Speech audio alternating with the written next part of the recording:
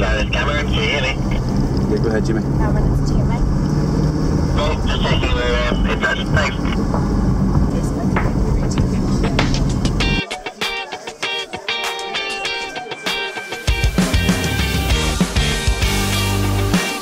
Okay, so we just found a guy. We were called over by the police, and he was just up the road here.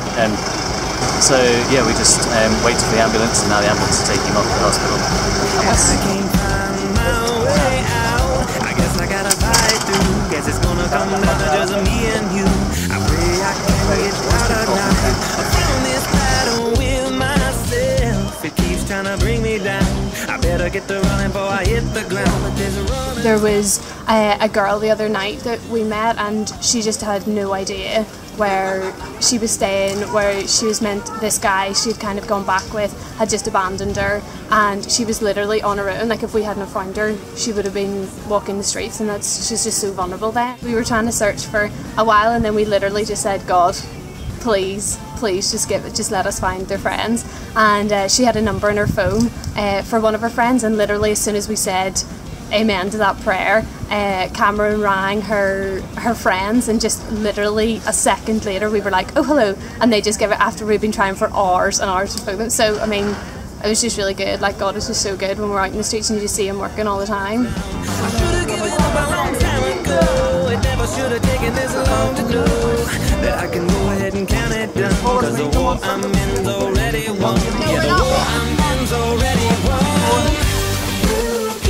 Every night you feel like you tell a story of people that you bring home.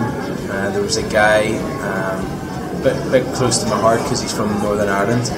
We brought home, and it took him about an hour to remember his name. And never mind where he was staying. It was just hanging out with him and being able to actually chat with him and say why we do this. And when we finally got him to his hotel, he was actually really thankful, and I think got really impacted by us sharing Jesus with him and not religion.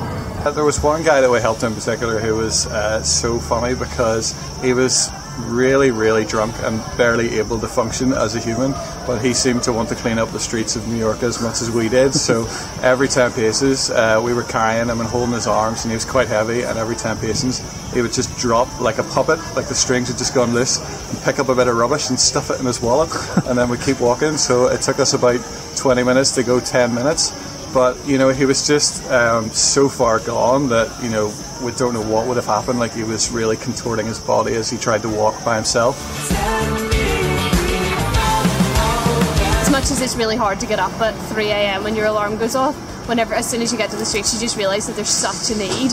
And I think, you know, everyone can relate to knowing someone in Magaluf, and if that was your child or that was your brother or sister, you'd want someone to help them.